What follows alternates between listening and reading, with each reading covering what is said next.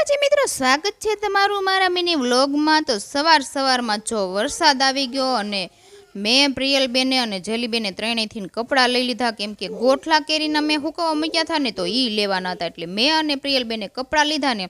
તો જેલીને મેં કીધું તું ગોઠલા લઈ લે નકર પલ્લી જાય, કેમ કે મારે એનો મુખવાસ બનાવવાનો હતો, તો પલ્લી જાય પછી મુખવાસ ન બને, એટલે એણે છે ને ગોઠલા પાર્કિંગમાં ઘા કરી દીધા, કેમ કે અમારા બેન બહુ આળહુડા છે ને એટલે, અને મેં આ બધા કપડાં લઈ લીધા હતા। અને જો બે વરસાદના છાંટા આવ્યા ને ત્યાં તો અમારા જેલીબેન ને હિયાંશભાઈની કે નાવું છે એમ કરીને શેરીમાં આવી ગયા અને જો ડિસ્કો કરવા માંડ્યા, કેવી મજા આવે છે।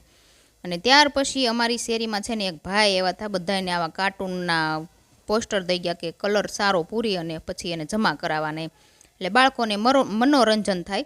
અને સરસ એવો કલર પૂરે ને એને પહેલો નંબર આવે એવી રીતે એમ। તો હિયાંશભાઈ જો ટાટા કરી અને જતા હતા બહાર, મને કે મમ્મી હું જાઉં છું ટાટા, મેં કીધું અહીંયા આવ, તો મને કે ના મમ્મી તું અહીંયા આવ, મારે જવું છે ટાટા એમ કરીને તો ઉપડ્યો જો। મેં કીધું ક્યાં જાશો, તો મને કે મમ્મી હું દાદા પાસે જાઉં છું। મેં કીધું સારું જાઓ દાદા પાસે, અમારા ભાઈને દાદા બહુ ગમે ને એટલે।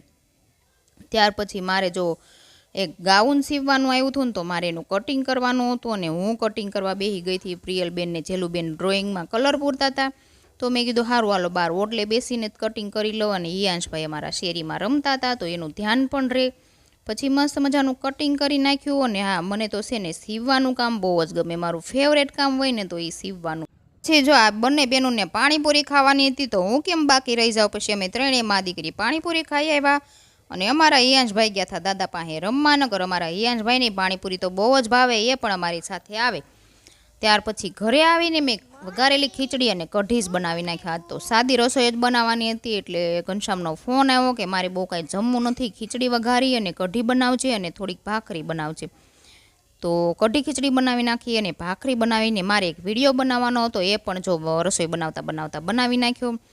અને અમારા જેલીબેનને જો દાઢ દુખતી હતી તો એ રોતા હતા કે મમ્મી મને બહુ દાઢ દુખે છે, તો મેં કીધું હાલ દવાખાને જવું છે, તો મને કે હા। અને અમારા જેલીબેનને છે ને ગોળ બહુ ખાય ને એટલે એને દાઢ દુખવા મળે, પછી મેં કીધું ગોળ ખાઈશ, તો કે ના, પણ એ 2 દિવસ દાઢ મટી જાય ને એટલે પાછો ગોળનો ડબ્બો લઈને બેસી જાય, ખબર નહીં એને ગોળ કેમ ભાવતો હશે। વિડીયો ગમ્યો હોય તો લાઈક શેર